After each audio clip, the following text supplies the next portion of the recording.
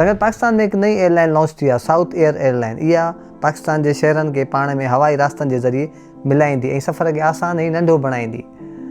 पर घणनि माण्हुनि खे वहम आहे त इहो जहाज़ वॾो ख़तरनाक आहे। ATR जहाज़ आहे ऐं इहो साॻियो जहाज़ आहे जंहिंमें जुनैद जमशेद बि हुयो।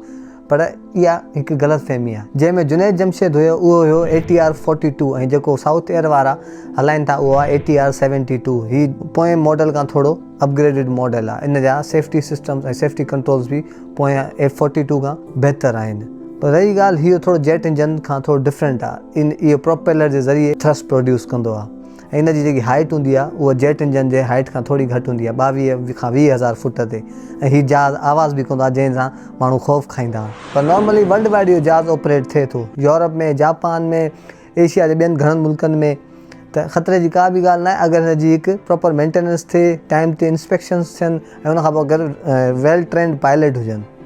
इहो जहाज़ हिकु फ्यूल एफिशिएंट बि आहे, जंहिंजे करे हिन जा किरावा कुझु जेट इंजन जहाज़नि खां घटि हूंदा आहिनि।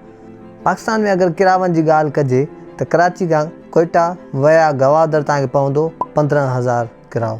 कराची खां इस्लामाबाद वया बहावलपुर तव्हांखे किराओ पवंदो 21,000।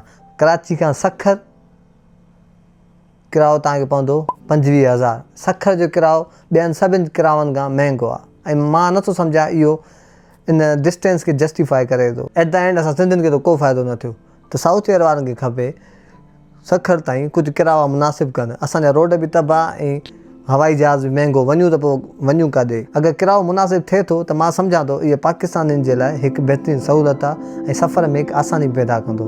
उमेदु आहे वीडियो पसंदि आई हूंदी। साक़िब खे ॾियो इजाज़त। ख़ुदा हाफ़िज़।